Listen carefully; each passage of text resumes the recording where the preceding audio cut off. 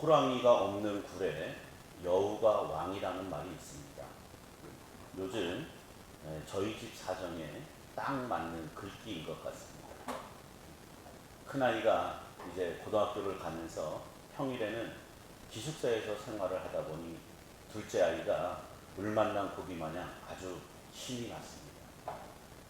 형이 있으면 방에 있는 것도 불편하고 또 무엇보다 컴퓨터를 마음대로 하지 못하는 치명적인 단점이 있는데 이 모든 것이 한 방에 해결이 된 겁니다. 그래서 둘째 아이는 주말이 오는 것이 두렵고 싫다는 겁니다. 컴퓨터를 너무 오래 하다 보니 저렇게 두어서는 좀 안 되겠다 싶어서 한 가지 방법을 생각했습니다.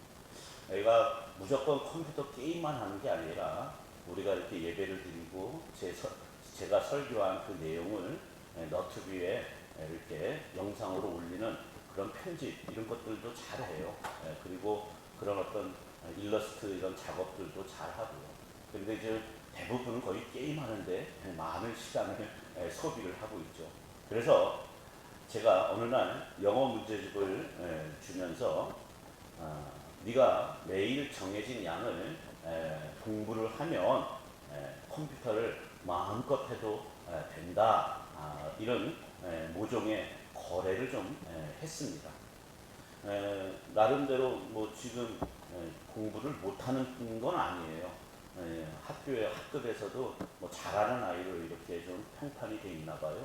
특히 수학은 아주 잘하는데 영어라는 건 제가 경험상 한번 뒤처지기 시작하면 따라가기가 힘들고 뭐 지금 어떤 학원을 다니거나 이런 게 아니기 때문에 요즘은 어릴 때부터 유치원생부터 막 이렇게 영어 유치원이니 학원이니 막 이렇게 돌리잖아요. 그래서 혹여나 좀 뒤떨어질까봐 좀 스스로 공부하라는 의미였습니다. 하루에 내내 컴퓨터만 하는 것보다는 잠시 잠깐이라도 공부를 하면 공부의 습관을 들이는데 좋지 않을까 싶어서 그렇게 제시를 했고 어쨌든 나름 입을 이렇게 주둥이를 내밀면서 이렇게 불만을 표시를 했지만 수긍을 했어요. 그런데 몇 주 전에 이 둘째 아이가 컴퓨터를 해야 하는 시간에 침대에 누워 있는 겁니다. 그래서 집사람에게 물어봤더니 영어 문제집을 엉망으로 풀었다는 거예요. 그냥 답안지만 보고 답만 적어놓고 답이 없는 문제는 아예 풀지도 않았다는 겁니다.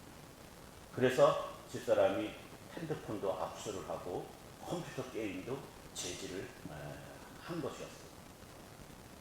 그래서 순간 제가 그 말을 듣고는 약속을 어겼다는 거에 대해서 굉장히 화가 났습니다.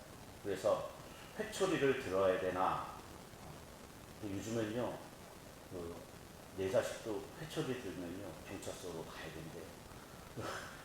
요 근래에 뭐 법이 통과가 됐나 봐요. 그래서 제 자식도 함부로 배를 들면 안 된대요. 다행이었습니다. 어쨌든 제가 그래도 아이랑 대화부터 먼저 해봐야겠다 싶어서 아이 방으로 들어갔어요. 그래서 누워있는 아이를 일으켜 세워서 왜 그랬니? 하고 물었습니다. 그랬더니 둘째가 제가 공부를 못하는 것도 아니고 안 하는 것도 아닌데 왜 자꾸 공부를 하라고 하는지 이해가 안 된다는 겁니다. 언제 엄마 아빠가 공부를 강요했냐? 너가 하루 종일 학교를 다녀오면 컴퓨터를 하는 시간이 너무 많다 보니 그 공부에 취미가 안 붙을까봐 공부하는 습관을 들이라고 그냥 영어 문제집 그거 도움 좀 되라고 한 거 아니냐? 제 말이 틀렸습니까? 안 틀렸습니까? 맞죠, 권장님? 저는 제 말이, 제 생각이 맞기 때문에 아이를 위해서 그렇게 한 거잖아요. 근데 우리 둘째가 하는 말은 제가 공부를 못하면 그때 책임을 물어야지 지금 잘하고 있는데 왜 자꾸 엄마 아빠 방식으로 공부를 강요하느냐라는 겁니다. 그래서 제가 맞는 말 같기도 하고 그래서 말을 돌렸습니다. 그래도 약속은 지켜야지. 문제집 풀고 게임하기로 했으면 문제집을 제대로 풀어야지 그렇게 눈 가리고 아웅하면 되겠느냐. 그랬더니 그 문제집도 저랑 상의 없이 엄마 아빠가 일방적으로 사와서 풀라고 한 거잖아요.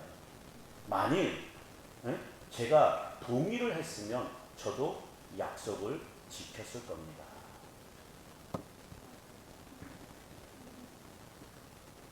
이 상황에서 제가 제 생각을 고집했다면 어떻게 됐을까요? 아마 아이는 입을 닫았겠죠? 그리고 우리 아빠도 역시 다른 아빠들처럼 꼰대구나, 대화가 안 통하는구나, 아마 그렇게 생각을 했을 겁니다. 아마 그러고 나면 이후로는 사춘기를 겪게 되면서부터 부모와 보이지 않는 벽이 더 이렇게 깊게 생기지 않을까, 저는 그렇게 생각을 했습니다. 그래서 제가 먼저 제 생각을 내려놨습니다. 사실 둘째 아이의 생각과 말이 틀린 것은 없다는 생각이 들었어요. 오히려 아이를 위해서라고 위안 삼아 생각하고 행동했던 제 행동이 오히려 아이를 힘들게 하고 귀찮게 했다는 판단이 들었습니다. 부모가 문제집 사다주고 공부하게끔 하면 아이에게 도움이 될 것이라는 생각은 순전히 부모 이주의 편협된 생각이라는 판단이 든 겁니다. 아마 지금의 많은 부모들이 이런 생각을 고집하고 있는 것 아닌가 싶어요. 저희야 아이들 학원을 보낼 수가 없으니까 다행이지만 좀 여유가 있어서 아이들을 위한 값이고 방과 후에 학원을 막 대여섯 개씩 돌리는 그런 집의 아이들은 분명 우리 동민이와 같은 그런 생각을 가지고 있을 것 같습니다. 내가 옳다고 생각한다고 해서 다른 사람에게도 옳은 것이 아니라는 걸 깨달았어요. 예부터 자식 이기는 부모 없다는 말을 하지만 날이 갈수록 자식을 키우는 것이 점점 어려워지는 것 같습니다. 우리 최정숙 권사님이나 박연화 권사님 실감하시죠? 자식들 키우는 것보다 지금 손주 손녀들 키우는 게 훨씬 더 힘드시죠? 날이 가면 갈수록 그런 것 같습니다. 아이들과 대할 때마다 늘 다른 분별이 있어야 한다는 생각이 들었어요. 그리고 그러한 생각은 우리의 신앙에 있어서도 아주 중요하다는 걸 깨달았습니다. 우리가 살펴봤던 고린도 교회의 여러 가지 문제에 대해서도 마찬가지입니다.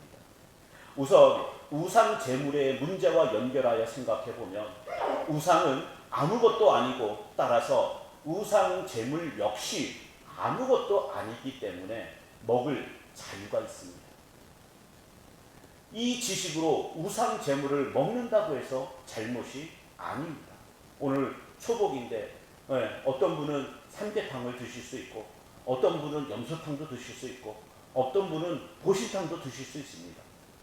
일부 애견론자들이 보신탕을 먹는 걸 뭐 극혐한다고 해서 또 외국 사람들이 우리나라 민족을 보신탕을 먹는 야만인이라고 그렇게 몰아붙인다고 해서 그것이 잘못된 것은 아닙니다.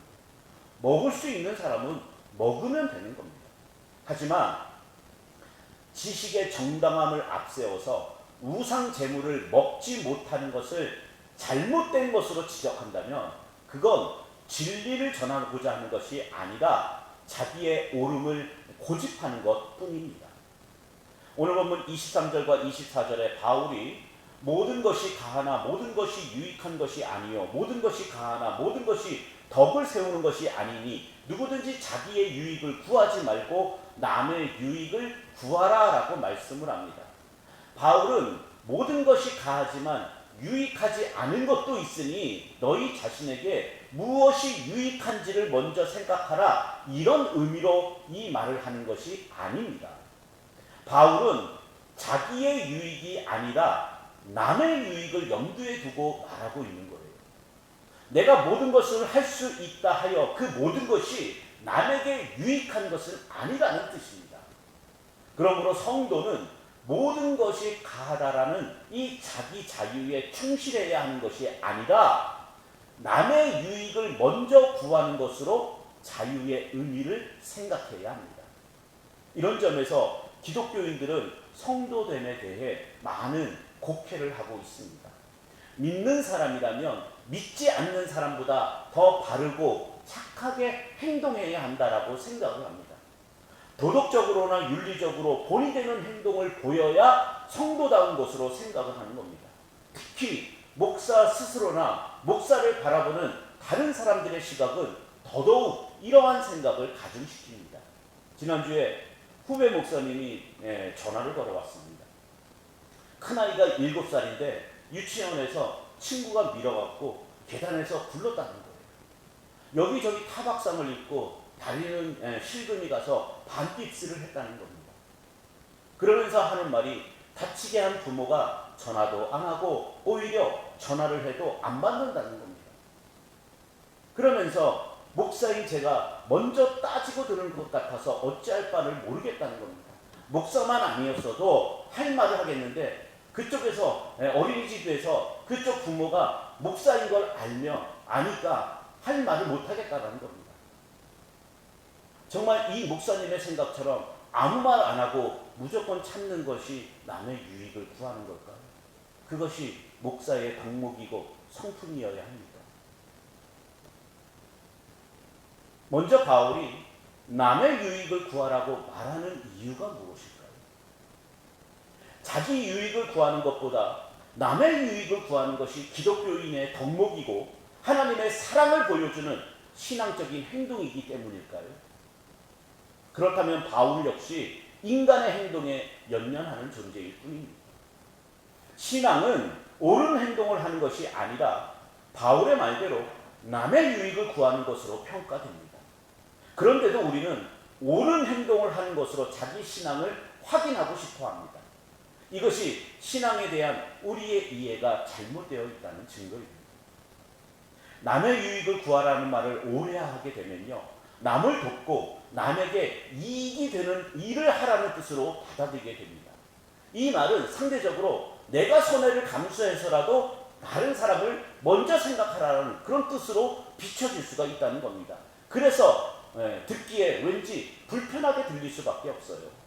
왜냐하면 남의 이익이 아니라 자기 이익을 먼저 구하는 것이 우리의 본성이기 때문입니다. 이러한 인간의 본성을 초월해서 자기의 유익이 아닌 오로지 남의 이익을 위해서 살아갈 사람은 없기 때문에 바울의 말에 우리가 불편해지는 것이 사실입니다. 바울이요, 여러 지역을 다니며 복음을 전했지만 어디든 환경과 조건을 생각하지 않았습니다. 복음이 잘 전파될 수 있는 지역인지 그 환경과 조건을 계산한 것이 아닙니다. 복음이 전해지는 것은 그 지역의 조건이나 환경과는 무관하게 택한 자를 부르시는 하나님의 일하심이라는 걸 알았기 때문입니다. 바울이 고린도에 복음을 전하기 시작할 때 고린도에는 아주 많은 유대인들이 있었던 것으로 짐작이 됩니다. 디아스포라 유대인이라고 하죠. 외국 지역에 사는 그 우리나라 교민들 같은 그런 의미예요. 로마 황제였던 글라우디오가 모든 유대인을 로마로부터 추방을 했습니다. 그때 고린도로 이주한 유대인이 아주 많았던 것 같아요. 고린도에 유대인의 회당이 있었다는 것이 그 사실을 뒷받침해 줍니다. 유대인이 많은 지역이라 해서 그리스도의 복음을 전하는 일에 유리하지는 않습니다. 하나님을 믿는다고 복음을 전하는데 유리할 거다. 그건 인간의 생각일 뿐이에요. 오히려 반대에 부딪히는 난관을 예상할 수 있습니다. 유대인들이 죽인 예수 그리스도가 메시아라는 사실을 전하는데 그 말을 유대인들이 순순히 듣고 있을 리가 없기 때문이죠. 이건 분명 고린도가 복음 전파에 있어서 좋은 환경과 조건을 갖춘 지역은 아니라는 뜻이 되는 겁니다. 하지만 그건 모두 인간적인 시각이고 계산일 뿐입니다. 사도행전 18장 9절과 10절에 보시면요, 밤에 주께서 환상 가운데 바울에게 말씀하시되 두려워하지 말며 침묵하지 말고 말하라. 내가 너와 함께 있음에 어떤 사람도 너를 대적하여 해롭게 할 자가 없을 것이니 이는 이 성 중에 내 백성이 많음이라 하시더라. 이렇게 말씀을 합니다. 이 환상을 경험한 바울은 자신을 힘들게 하고 위협할 수 있는 모든 것을 감수하고 오직 이 성 중에 내 백성이 많다라는 이 말씀만 의지한 채 고린도에 머물러 복음을 전했습니다. 복음이 전해지는 것은 인간의 말이나 지혜에 있는 것이 아니고 환경과 조건에 의해서도 전해지는 것도 아니라는 것을 알았기 때문입니다. 바울이 이러한 경험을 하면서 하나님을 자기의 유익을 위해 일하시는 분으로 생각을 하겠습니까? 우리는 바울이 복음을 전하면서 어떤 고초를 겪었는지 성경을 통해서 너무나도 잘 알고 있습니다. 바울의 복음 전파에는 자기 유익이 없습니다. 많은 사람을 예수 믿게 하는 성과를 올려서 그것으로 자기 이름을 높이고자 하는 생각도 없습니다. 다른 사도보다 더 일을 많이 했다라는 평가를 받고 싶은 마음도 없었습니다. 자기가 존재하는 이유를 복음을 위해서라고만 생각했을 뿐입니다. 이러한 바울이 복음을 전하면서 추구한 것이 무엇일까요? 고린도전서 3장 1절부터 3절까지 보시면요, 형제들아 내가 신령한 자들을 대함과 같이 너희에게 말할 수 없어서 육신에 속한 자 곧 그리스도 안에서 어린 아이들을 대함과 같이 하노라. 내가 너희를 젖으로 먹이고 밥으로 아니하였노니 이는 너희가 감당하지 못하였으니거니와 지금도 못하리라. 너희는 아직도 육신에 속한 자로다. 너희 가운데 시기와 분쟁이 있으니 어찌 육신에 속하여 사람을 따라 행함이 아니리요. 이렇게 고린도의 문제를 지적한 바가 있어요. 바울은요, 그리스도 예수 안에서 거룩하여지고 성도라 부르심을 받은 자로 말한 고린도 교회를 향해서 어린아이, 아직도 육신에 속한 자라고 말을 합니다. 이건 교회가 예수 안에서 거룩하여지고 성도로 부르심을 받고 구원에 있게 된 모든 것이 교회의 실력이 아니라는 뜻이기도 하는 거예요. 즉 여러분 스스로의 믿음이 좋아서 성도가 되고 천국 백성이 된 게 아니라는 말입니다. 만약에 거룩하여지고 성도로 부름받게 된 것이 교회의 실력이라면, 나의 실력이라면 그 교회에서는 어린아이 같거나 육신에 속한 자의 모습은 나타나지 않아야 하는 거예요. 그렇잖아요. 여러분의 실력이 좋으면 왜 밥을 먹지 아니하고 젖을 먹습니까? 그럼에도 어린아이 같고 육신에 속한 자의 모습만 나타난다면 그건 애당초 성도됨이나 신앙의 모든 건 우리의 실력과는 무관하다는 뜻이에요. 때문에 하나님의 부르심으로 성도된 교회에 신앙의 실력자는 존재할 수가 없는 겁니다. 그러니까 신앙생활 어떻게 한다라고 요만큼이라도 자랑할 무엇이 있을 수가 없는 거예요. 자랑이라는 것을 할 수 있을 정도로 내어놓을 자기의 것도 없는 겁니다. 이걸 바울은요, 고린도전서 1장 30절과 31절에 너희는 하나님으로부터 나서 그리스도 예수 안에 있고 예수는 하나님으로부터 나와서 우리에게 지혜와 의로움과 거룩함과 구원함이 되셨으니 기록된 바 자랑하는 자는 주 안에서 자랑하라 함과 같게 하려 함이라. 이렇게 말을 한 거예요. 우리는 이러한 바울의 복음에서 나의 옳음이 중요하지 않다라는 걸 생각할 수 있어야 합니다. 여러분이 진리를 알게 되었다면, 그래서 복음을 깨달았다면 그건 여러분을 위해서가 아니라는 거예요. 진리를 알게 되고 구원의 확신을 가진 것으로 끝이 아니라 구원의 확신을 가진 사람으로 지금 살게 하시는 하나님의 뜻과 하나님의 계획이 있다는 거죠. 성도가 진리를 알았다면 진리의 길로 가는 것이 맞습니다.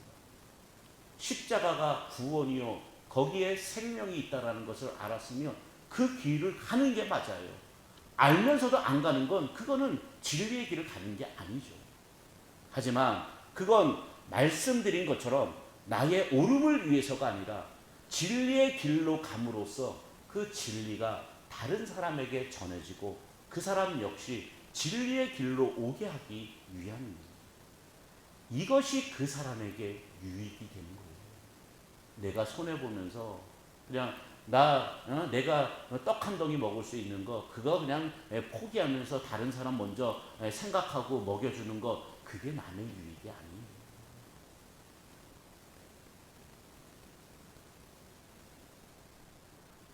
9장 19절에서 보면요. 내가 모든 사람에게서 자유로우나 스스로 모든 사람에게 종이 된 것은 더 많은 사람을 얻고자 함이라고 바울이 말했어요. 다른 사람을 진리의 길로 오게 하기 위해 자유를 포기하고 종이 되는 심정을 드러내는 말씀입니다. 25절과 26절에 보시면요. 무릇 시장에서 파는 것은 양심을 위하여 묻지 말고 먹으라. 이는 땅과 거기에 충만한 것이 주의 것입니다. 이렇게 말씀을 합니다. 이 세상의 모든 것이 주의 것이기 때문에 우리는 성도는요. 감사의 마음으로 먹으면 되는 거예요. 자기의 옳음과 자기 신앙을 지킨다는 명분으로 우상에게 바쳐진 제물인지 아닌지를 물을 이유가 없다는 거예요. 저는 정확지는 않지만 어떤 종교적인 그 신념 때문에 비건주의를 선택하고 비건의 삶을 살아가는 사람들이 있어요. 아예 유지방서부터 이런 동물성 기름이나 고기는 아예 말고요. 동물성 기름이나 이런 것들도 배제한 채 순전히 채식만 하는 사람들이 있어요. 제 입장에서는 너무나도 불쌍한 사람들이에요. 자기의 몸이 채식만 허락한다면 그렇게 먹어야죠. 그렇게 살아야죠. 근데 종교적인 어떤 이유 때문에 그렇게 사는 사람들이 있는 걸 보고 참 불쌍한 사람이구나. 집사람도 채소를 너무 좋아해서 저랑 너무 반대가 돼갖고 저는 이렇게 어쩌다가 이게 식당 가서 밥을 먹으면 청국장이니 김치찌개니 쌈밥이니 이런 것들은 집에서도 얼마든지 먹잖아요. 그렇잖아요, 그렇죠?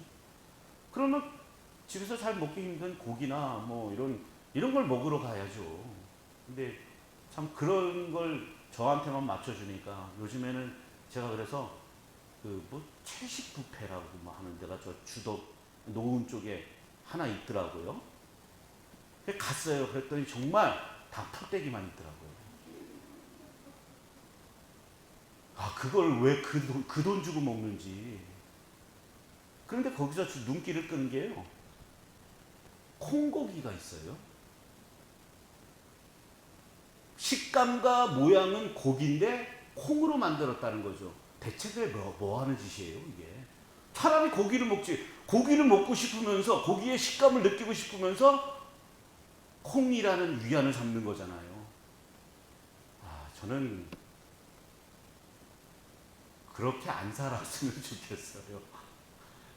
고기를 고기답게 먹고 그러면 좀 야채에 싸 먹고 그러면 되죠. 그걸 콩을 고기라고 둔갑을 시켜갖고 그렇게 그런 삶을 살고 싶지는 않더라고요.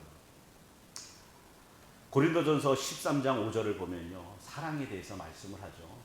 무례히 행하지 아니하며 자기의 유익을 구하지 아니하며 성내지 아니하며 악한 것을 생각하지 아니하며 이렇게 말씀을 해요. 사랑은요. 자기의 유익을 구하지 않는 겁니다. 이것이 함께 그리스도의 피와 몸에 참여된 지체를 향한 사랑이에요. 다시 말해서 성도는 자기의 유익이 아닌 남의 유익을 구하는 것으로 이웃을 사랑하게 되는 겁니다. 그 유익이 뭐예요? 여러분 인생에서 가장 유익이 된 게 무엇입니까? 우리의 인생에서 가장 큰 유익은 그리스도를 알게 된 겁니다. 그리스도로 인해서 우리가 지금 진리의 길로 가게 된 것이 인생의 가장 큰 유익이에요. 이 유익이 자기 유익이 아니라 남의 유익을 구하는 예수 그리스도의 사랑에 의해 우리에게 전달된 겁니다.